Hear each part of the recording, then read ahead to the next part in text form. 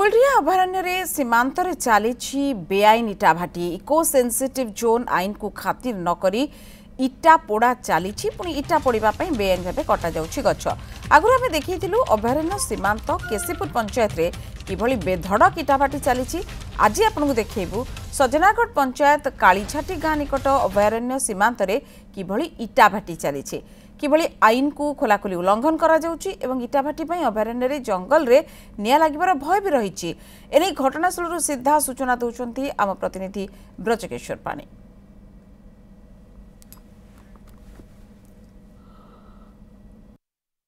देखो बर्तमान जो बालेश्वर जिला नीलगिरी जो तहसिल अधीन जो विभिन्न प्रकार बेआईन काम चलुची। प्रथम आम देखु बाली किमती बेधड़क भाव बाली चली एवं आम अच्छु कुलडिया अभयारण्य सीमांत आम अच्छु। देखो आम ठीक कुलडिया अभयारण्य पाददेश में अच्छु ये जगह अच्छा आम अच्छु सजनागढ़ पंचायत जो कालीझाटी गाँ आप देखो ठीक सीमा यही सीमार आरंभ होटा कुलडिया आरंभ हो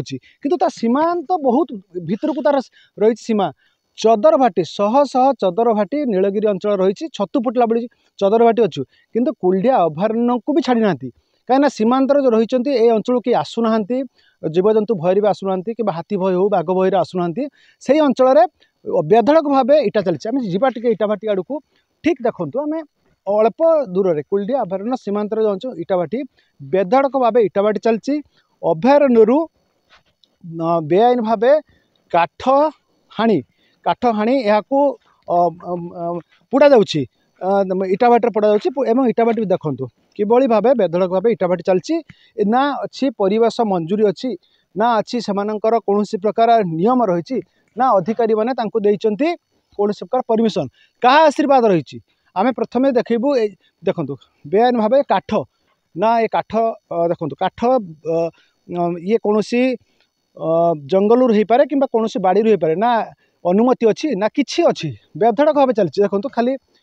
इटा कटा हो रही कंचा इटा कटा हो रही कोईला रही पोड़ा हाँपाई किए निर्देश देला जेहेतु बर्तमान बे नाली इटा भाटी बंद हाँपाई ना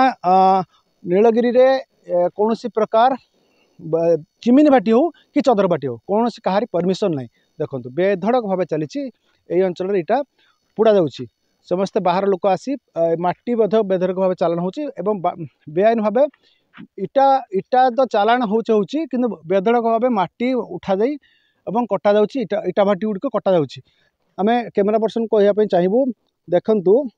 किभली चारिआडे छतु फुटला बेले इटा तैयारी होची तेणु आम जब लोक सचेतन जो करुँ वन विभाग लोक मैंने सचेतन कर सामाजिक संगठन मैंने सचेतन करुँचे